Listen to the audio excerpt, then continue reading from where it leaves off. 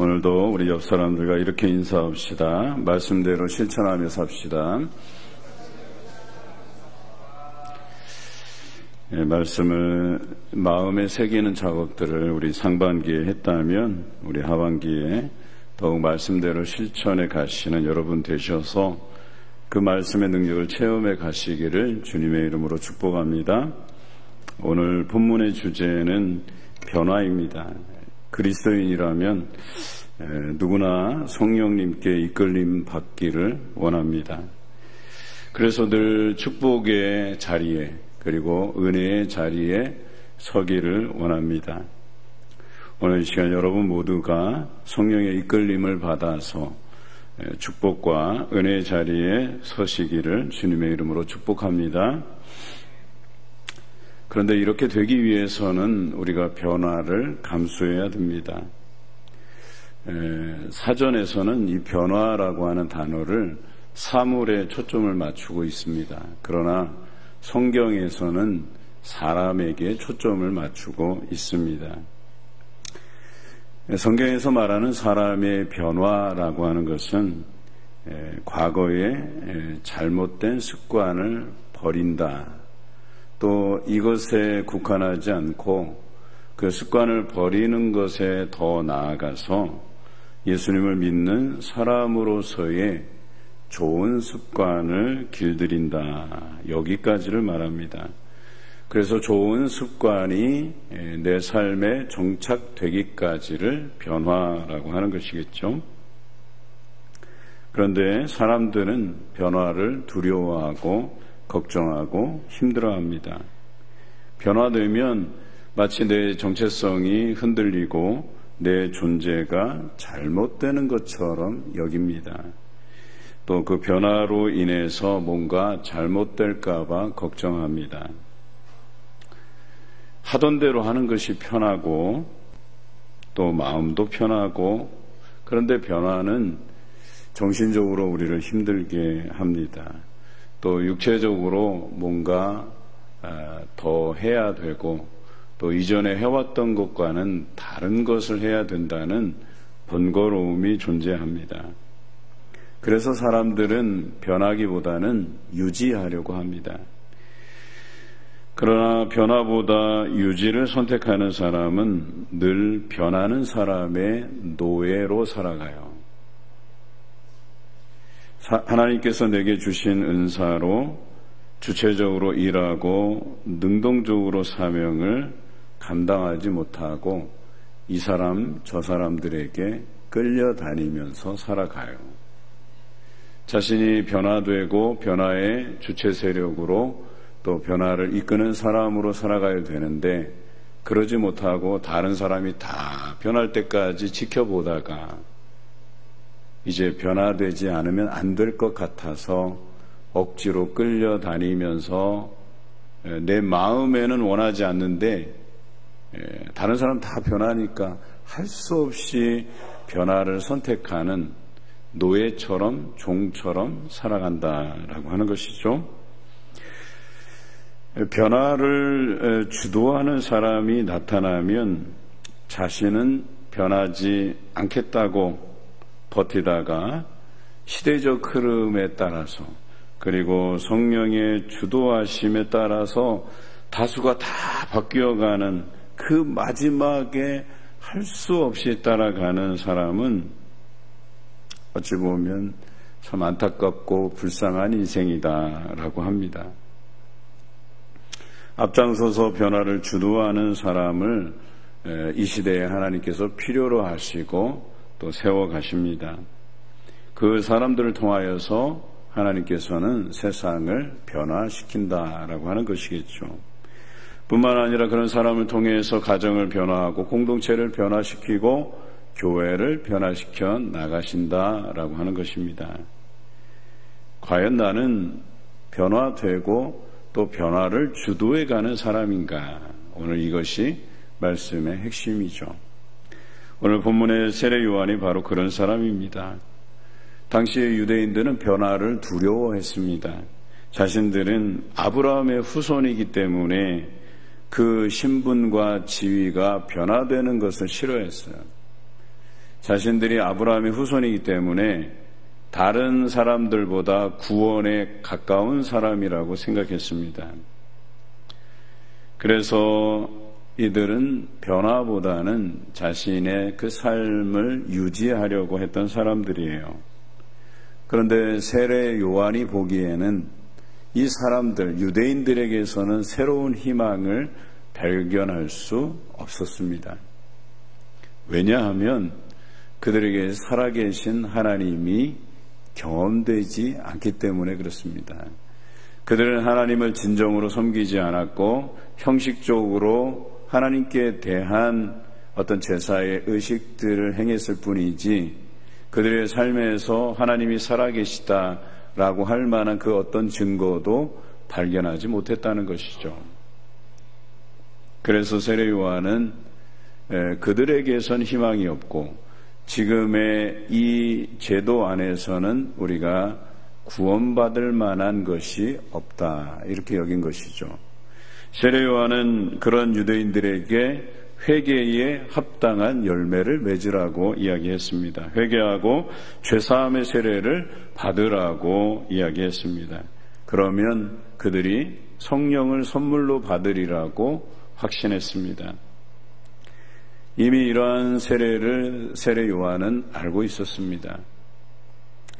심지어 자신은 뒤에 오실 메시아를 준비하고 예비하러 온 사람인 것을 그가 알았습니다.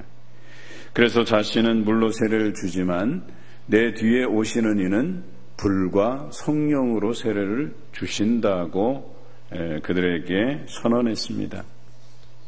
세례 요한은 변화를 선포하고 주도한 사람이었습니다. 진정한 회개를 통해서 변화되고 예수 그리스도의 오심을 준비하고 그래서 사람들에게 회개에 합당한 열매를 맺도록 수고한 사람이었습니다. 우리도 세례 요한처럼 주님의 오심을 준비하며 진정한 회개를 통해서 우리 자신들이 변화되고 그리고 또 우리 주변의 변화를 주도하는 그런 성도가 되시기를 주님의 이름으로 기원합니다. 오늘 본문에 보면 변하지 않는 사람이 등장해요. 그 두 부류의 사람이었는데 바리새인과 사두개인이었습니다. 자신들을 아브라함의 후손으로 여기고 자신들은 구원에 가까운 사람이고 또 율법으로 인해서 자신들은 구원을 얻을 수 있다고 믿었던 사람들이었죠. 그러나 세례 요한은 가까이 오는 이 바리새인들과 사두개인들에게 이렇게 말했습니다.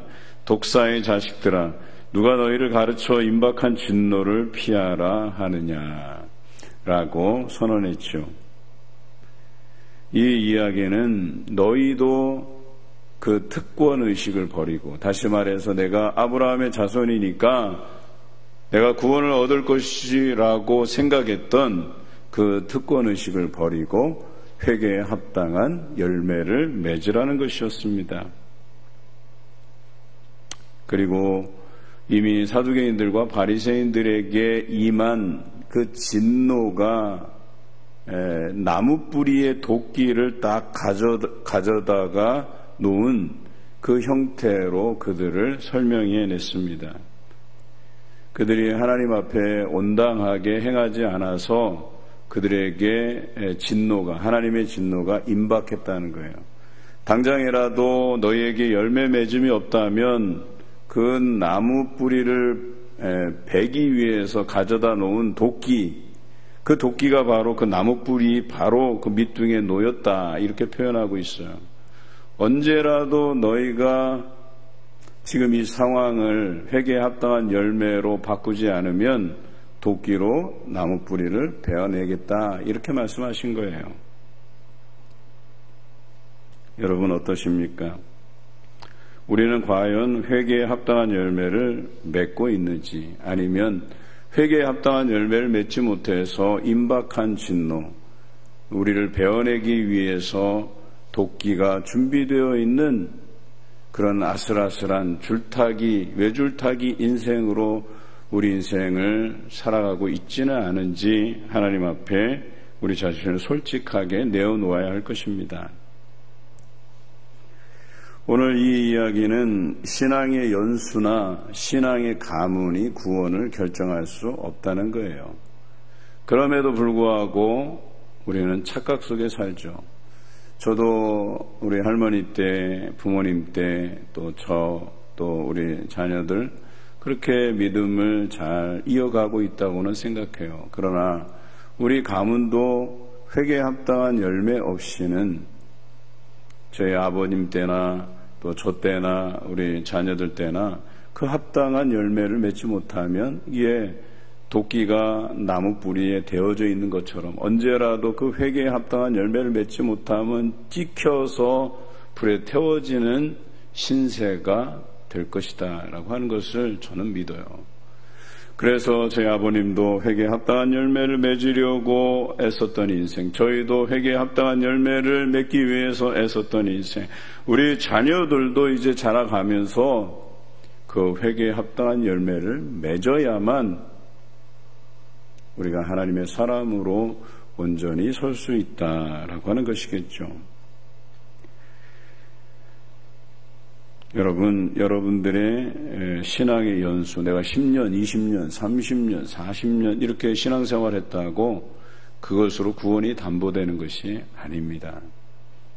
여러분이 좋은 가문을 이루었다고 내 어머니, 내 아버지가 열심히 신앙생활했다고 여러분의 신앙이 담보되는 게 아니에요. 여러분 스스로가 회개에 합당한 열매를 맺어야 된다는 것이죠.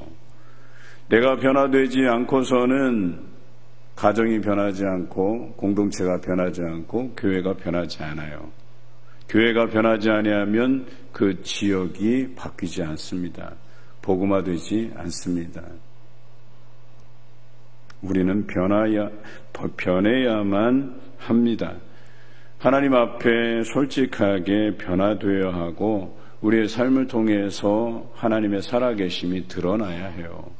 그런데 저 사람만 보면 정말 하나님이 계신지 안 계신지 알 수도 없고, 저 사람은 예수 믿는 사람인지 아닌지도 구분이 안 가고, 저 사람은 성령이 충만한 사람인지 아닌지도 모른다고 한다면 잘못 살아온 것이요.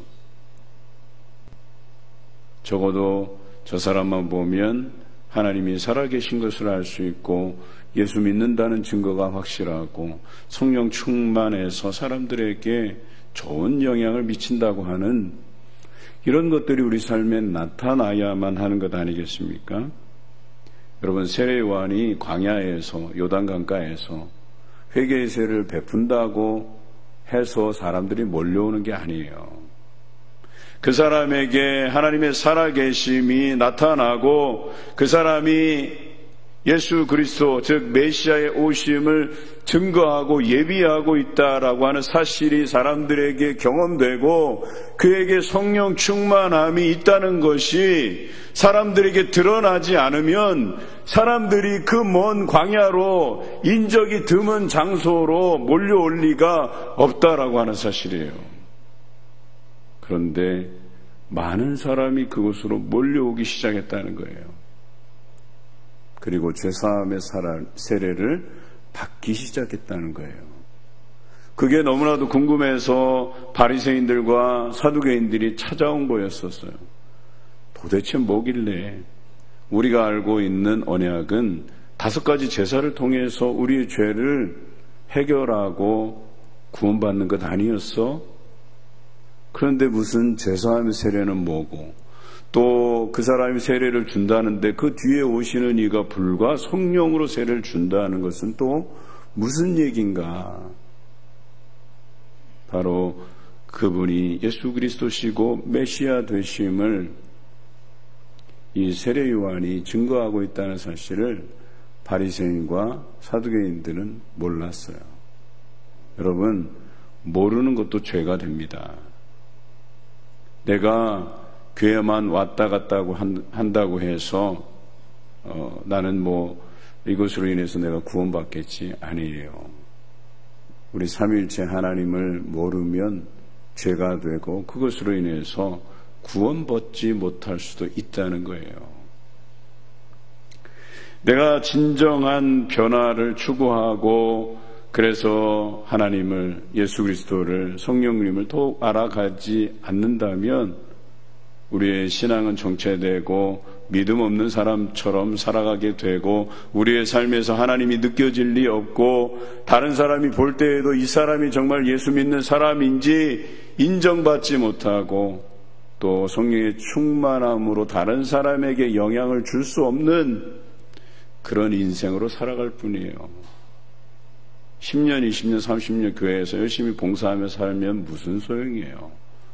삼위일체 하나님을 인격적으로 만나지 못하는데.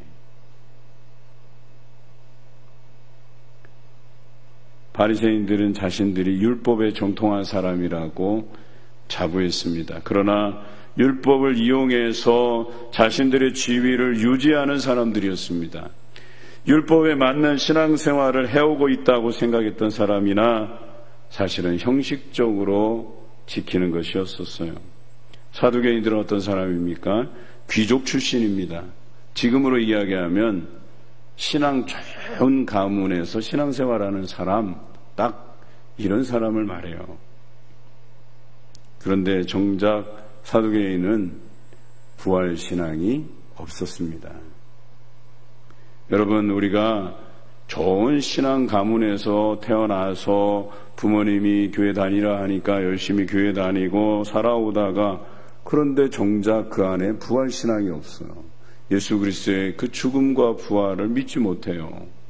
그게 어떻게 가능하냐고 상식적으로 자기는 이해하지 못하겠다고 말하는 그런 믿음의 가문에서 자란 사람들이, 성도들이 있다는 거예요.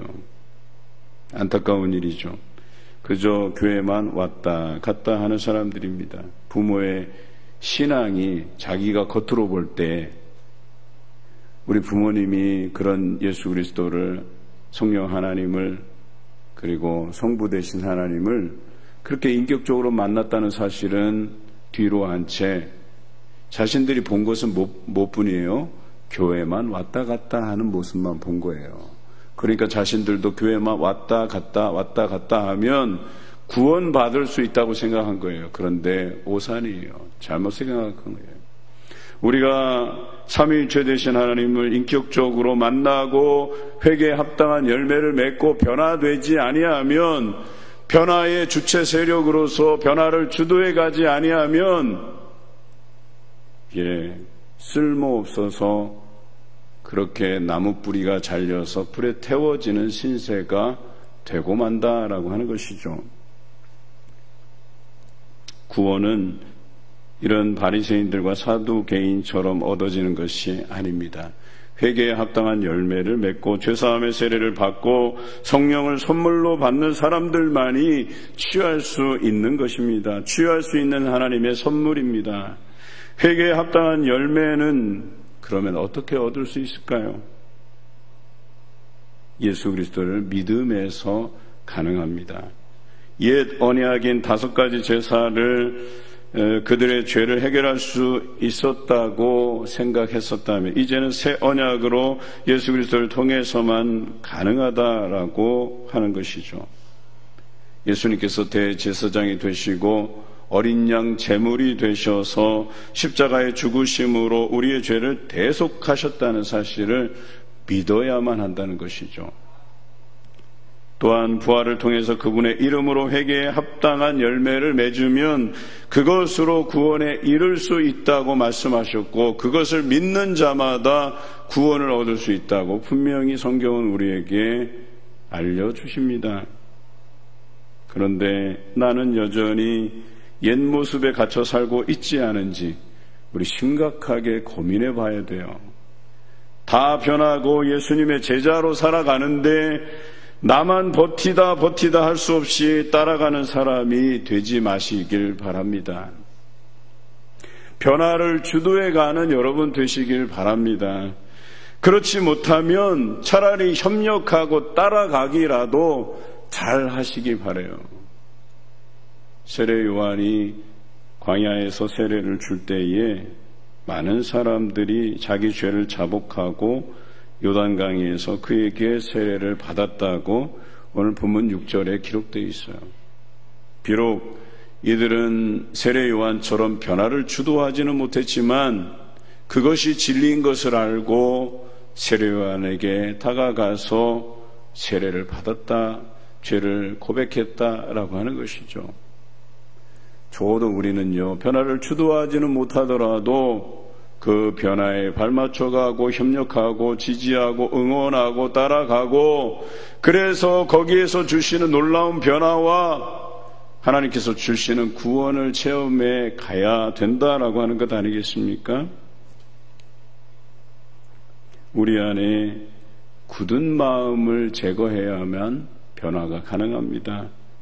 그래야만 우리 안에 부드러운 마음을 가지고 성령께서 주도하실 때, 인도하실 때 우리는 열심히 그 변화의 주도적인 사람으로 서갈 수 있다라고 하는 것이죠. 오늘 이러한 일에 여러분 모두가 마음을 다해 성령님의 이끄심을 받으시기를 주님의 이름으로 기원합니다. 세례 요한은 자신은 물로 세례를 주지만 내 뒤에 오시는 이는 불과 성령으로 세례를 준다고 했습니다. 여러분, 세례는 어떤 의미죠? 거듭난다라는 의미 아닙니까? 우리가 누누이 배웠던 것입니다. 거듭남이라는 게 무슨 뜻이에요? 다시 태어난다, 변화된다, 이런 뜻이잖아요. 우리가 세례를 받고 변화라고 돼 있는데 정작 변화하지 않고 시간이 지나면 집사가 되고 또 그냥 열심히 다니다 보니까 안수 집사가 되고 권사가 되고 또 그렇게 시간이 지나다 보니까 장로가 되고, 그런데 거기에서 거듭남의 의미가 없다고 한다면, 내가 변화에 대한 의지도 없고 성령께서 이끌어 주시고 변화되라고 하시는데도 내가 관심이 없다면, 그래서 변화되지 않은 채로 내가 집사가 되고 안수집사가 되고 권사가 되고 장로가 된다고 했을 때에는 여러분 상상해 보세요. 거듭남도 없는데 변화도 없는데 그런 사람이 주의 일꾼으로 세워졌다? 그 교회의 미래는 뻔한 것 아니겠어요? 그 가정은 뻔한 것 아니겠어요? 그 공동체는 뻔한 것 아니겠어요? 그런 성도들로 가득한 교회가 자리 잡고 있는 그 지역은 그래요, 미래가 없어요. 희망이 없어요. 교회가 어려워지고 가정이 어려워지고 공동체가 어려워지고 변화가 있어서 예수 그리스도의 제자로 거듭나고 그런 삶을 살아내서 하나님의 살아계심이 경험되고, 누가 봐도 봉산교회 성도들은 예수 믿는 사람들이고 누가 봐도 우리의 동료들, 신앙의 동지들, 그들은 성령 충만한 사람이라고 우리가 이야기할 수 있어야 되는 것 아니겠어요? 그런데 그런 사람들을 보면서 실망하고 원망하고 불평하게 되고, 그것으로 인해서 교인들이 떠나가고 그것으로 인해서 교인들이 상처 입는다면 그것이 어떻게 성령이 충만한 사람이라고 이야기할 수 있겠어요?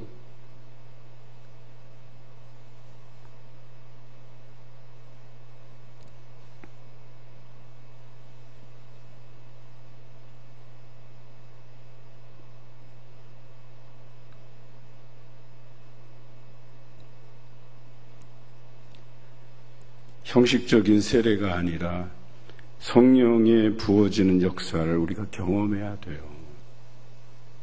이것이 예수님께서 주시는 불과 성령의 세례라고 하는 것입니다.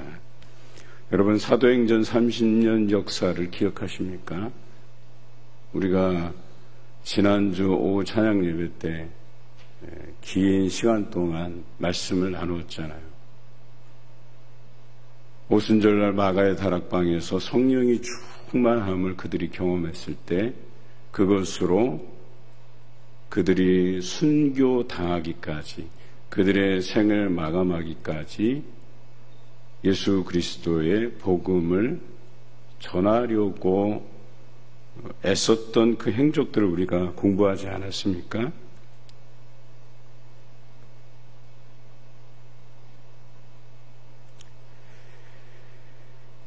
여러분, 그들이 그 성령 충만함으로 어떠한 일들을 행했는지 잘 아시잖아요.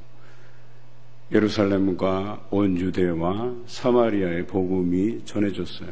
뿐만 아니라 소아시아와 유럽과 아프리카로 복음이 널리 전해지게 됐어요. 이것이 성령 충만한 사람들로 인하여서 일어나는 변화라고 하는 거예요. 여러분, 적어도 우리 봉산교회가 이 지역의 중심교회라고 한다면 이 지역은 봉산교회로 인해서, 여러분들로 인해서 긍정적인 영향을 받고 하나님의 살아계심을 날마다 경험하면서 이 지역이 복음화되고 바뀌어야 되는 것이 사실이에요. 그렇지 못하다고 한다면 우리가 하나님의 제자로서, 예수님의 제자로서 성령 충만한 사람으로서 제대로 살고 있는가를 재고해 보아야 되는 거예요.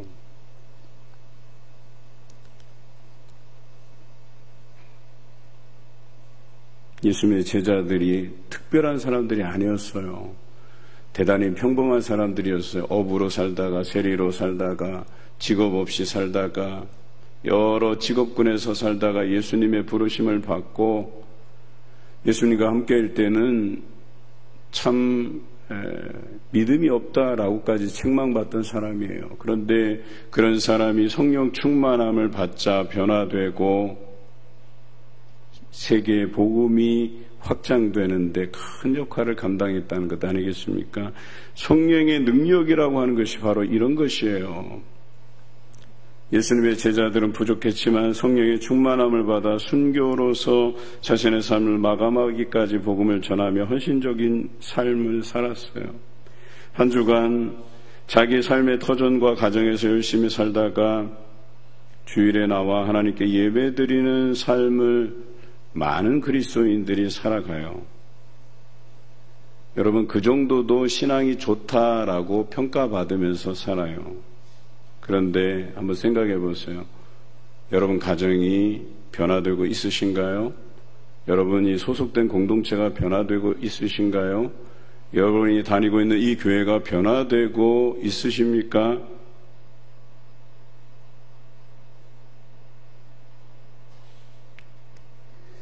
여러분, 이것만으로는 부족하다는 거예요. 그래서 성령 충만함을 받으라는 거예요. 오늘 우리 백정열 집사님께서 기도인도회 가실 때 제 마음에 감동이 있었어요. 정말 우리는 성령 충만해야 한다는 사실을 기억하시기 바라요. 어제 우리 한마음 탁구대회 하시느라 오늘 기도하는 목소리를 들으니까 저랑 비슷해요. 그거 몇 주 동안 우리 구역에 알리고 청소년들에게 알리고 애쓰고 수고하고 또 좋은 선물 나눠주고자 애썼던 그 마음 어제 충분히 우리가 경험했잖아요. 또 협력해주지 않는 사람들도 있지만 그래도 그렇게 힘써 우리 안수 집사님들 이끌고 그 아름다운 교제를 나누었던 것을 생각하면 마음 뿌듯해요. 피곤하지만 그 피곤함 속에서 성령의 이끄심이 제게 느껴졌어요. 얼마나 감사한지 몰라요. 여러분, 성령의 이끄시는 성도들은 이러한 변화들을 주도하는 사람들이에요. 그러나 이런 변화를 주도하지 않으면 가정도 변하지 않고 직장도 변하지 않고 공동체가 변하지도 않고 교회도 변하지 않고 그 교회가 자리 잡고 있는 지역도 변화되지 않는다는 거예요.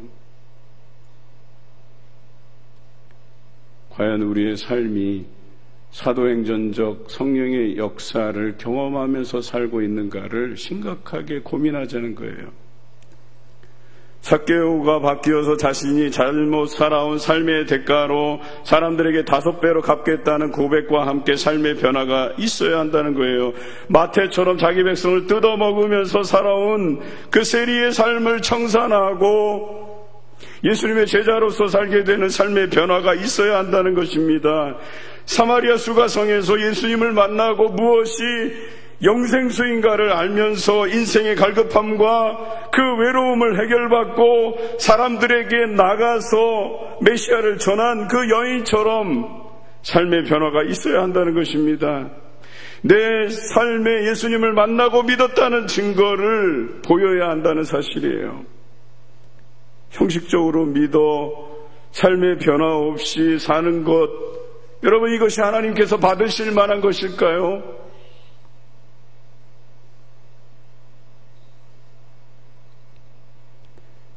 지금도 예수 믿는다는 나라 미국에서는 총기 난사가 여전해요.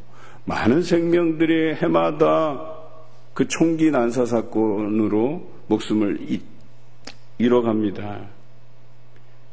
미국에 그 많은 믿는 자들이 있음에도 불구하고 무기를 금지하지 못해요.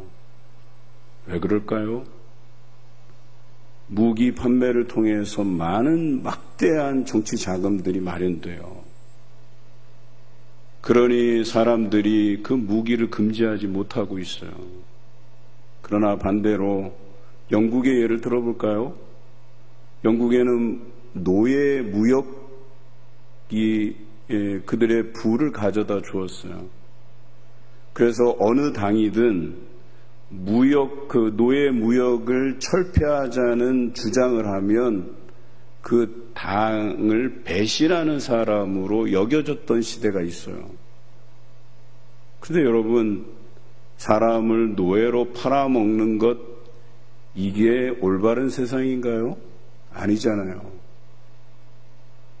그런데 이 노예무역을 통해서 막대한 부를 쌓던 그 시대에도 제대로 된 사람들이 있었다는 거예요. 그랜벨 샤프라는 사람이 처음으로 이것에 대해서 철폐할 것을 정식으로 문제 제기를 합니다. 그래서 법률을 제정하자고 주창합니다. 그때 하원 의원이었던 윌버포스라는 사람이 노예 무역 폐지 법안을 마침내 실현하는데 큰 공을 세우게 되죠. 여러분, 윌버포스라는 사람은 기독교인이에요. 기독교인의 양심으로 이 사람들을 노예로 사고 팔고 하는 행위는 성경적이지 않다고 여겼고, 자신이 하원 의원으로 있는 동안에는 평생을 이 제도를 철폐하는데 헌신했던 사람이에요. 그 사람의 헌신을 통해서 영국 사회가 변화될 수 있었던 겁니다. 여러분, 이 제도는요, 이 제도의 철폐는 많은 사회적 공감대를, 그래서 많은 사람들이 막 쏟아져 나와서 그걸 주창하고 그랬던 게 아니에요. 그 사회가 굉장히 보수적이었고 변화되지 않으려 했고, 그것으로 자기가 누리는 그런 풍부한 삶이 있었기 때문에 변화되지 않고 유지하려고 했다는 거예요. 그러나 윌버포스는 이것은 하나님의 뜻에 맞지 않는다 해서 평생을 이 제도를 철폐하기 위해서 헌신했다는 거예요. 그렇게 해서 지금의 영국 사회가 된 것이죠. 물론 미국도 좋은 예가 있잖아요. 여러분, 노예제도 철폐하기 위해서 그들은 어디까지 갔어요? 남북이 갈라져서 전쟁까지 했어요. 그 전쟁을 통해서 노예제도가 철폐된 것 아니겠어요? 그럼에도 불구하고 그런 많은 희생을 통해서 그 대가로서 얻어졌지만 여전히 미국 사회 안에서는 흑인들에 대해서, 유색인종들에 대한 그런 차별이 존재해요.